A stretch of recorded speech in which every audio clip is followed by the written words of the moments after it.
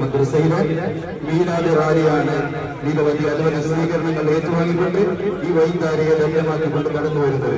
ആശീർവദിക്കുക, അനുവാദങ്ങൾ അർപ്പിക്കുക.